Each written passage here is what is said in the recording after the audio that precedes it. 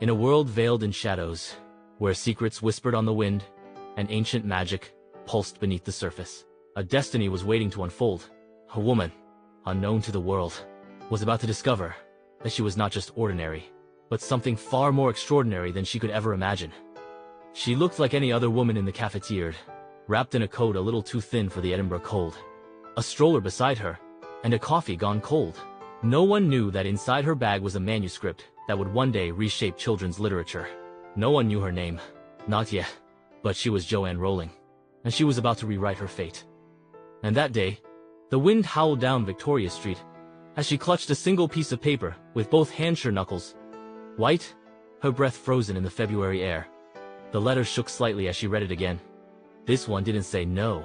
It didn't say sorry, or, unfortunately, it said yes. A whisper. Then a hoarse laugh. Disbelieving. The world hadn't changed. Not really. The stroller still squeaked as she pushed it down the cobbled path. Her fingers were still cold.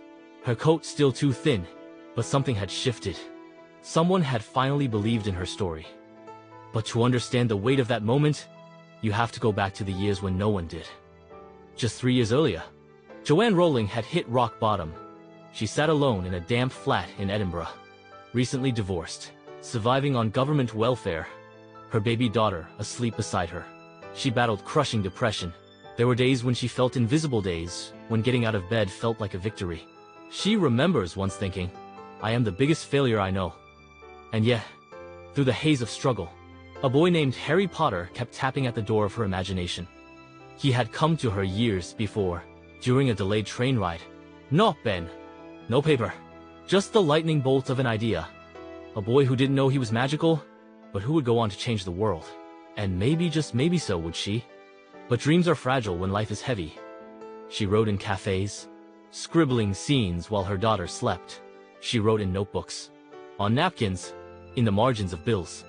And with every word, she breathed life into a world far brighter than her own. Hogwarts became her sanctuary. Still, 12 publishers said no. Some didn't bother to respond. Others said children wouldn't connect with it. A few never even read past the first chapters. But she couldn't stop writing. Because Harry's story was her story, a child marked by loss, underestimated by the world, finding unexpected power in the face of darkness. And that day, walking out of the cafe with a letter from Bloomsbury Publishing in her coat pocket, Joanne wasn't thinking of fame or riches. She was thinking, I get to keep telling this story. She had no idea the world would soon be listening. But the boy with the lightning scar was already making magic. Harry Potter and the Philosopher's Stone sold out quickly.